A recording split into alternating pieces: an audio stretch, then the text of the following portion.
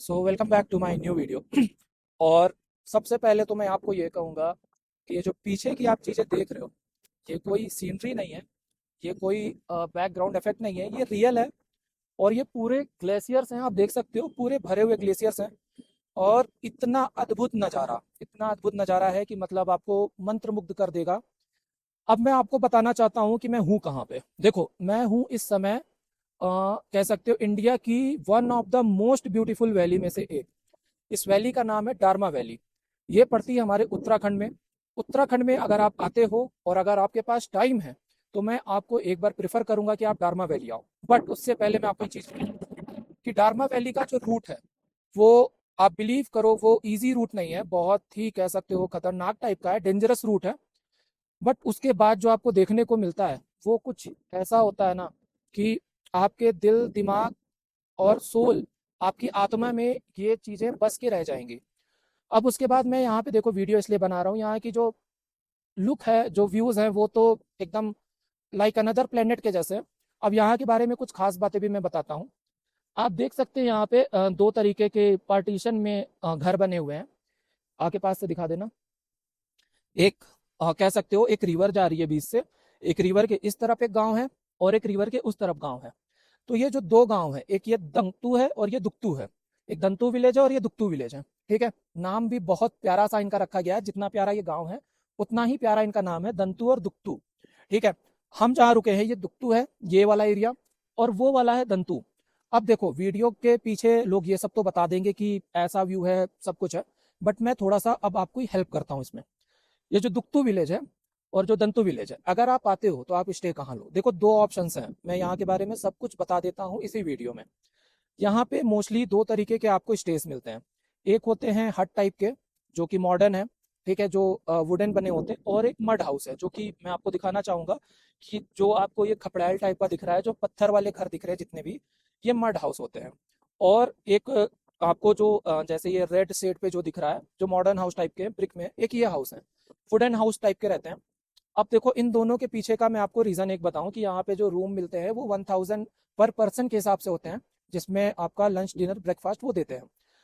अगर आप कभी आते हो इस एरिया में तो फिर से मैं बता दे रहा हूँ कि यहाँ पे 1000 पर पर्सन के हिसाब से लंच डिनर ब्रेकफास्ट इंक्लूडेड आपको स्टे मिलता है।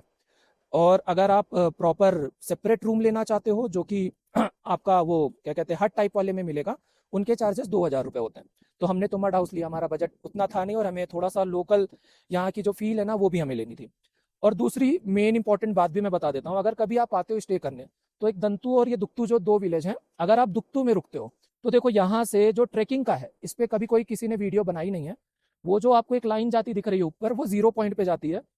वो लाइन जो है वो जाती है दंतू विलेज से। ठीक है, और ये दुगतू विलेज से हमें वहां तक जाना पड़ेगा, वो 2 किलोमीटर का रास्ता है, बट शॉर्टकट भी है बीच में। तो मेन पॉइंट पे आते हैं कि अगर आप ट्रेक करने के हिसाब से आ रहे हो कि 0 पॉइंट पे जाना है तो दंतू में आप रुक सकते हो। बट दुगतू में एक फायदा ये है कि हर एक घर के बाहर से आपको, अब मैं नज़ारा दिखाना चाहता हूँ, हर एक घर के बाहर से आपको दिखता है द ग्रेट पंचाचोली, भारत की सबसे फेमस और सबसे ऊंची चोटियों में से एक, सबसे बड़े ग्लेशियर्स में से एक, द ग्रेट पंचाचोली। तो अगर आप दुगतू और दंतू, दुगतू विलेज में आप रुकते हो, ठीक है, मैं फिर से बता रहा हूँ, दुगतू विलेज में आप रुकते हो तो यहाँ से आपको ये जो पीछे पंचाचोली आपको दिख रही है, ये आपको हर एक घर के बाहर से दिखेगी।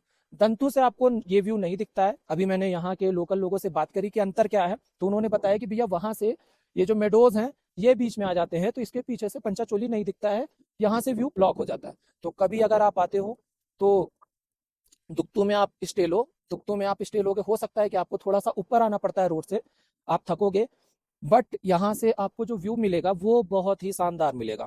अब देखो, यहाँ पे आने का अगर आप प्लान कर रहे हो तो देखो, अभी 20, आज लगभग 22 अप्रैल है आज, और यहाँ पे मौसम अच्छा खासा ठंडा है, हवा बहुत ठंडी है।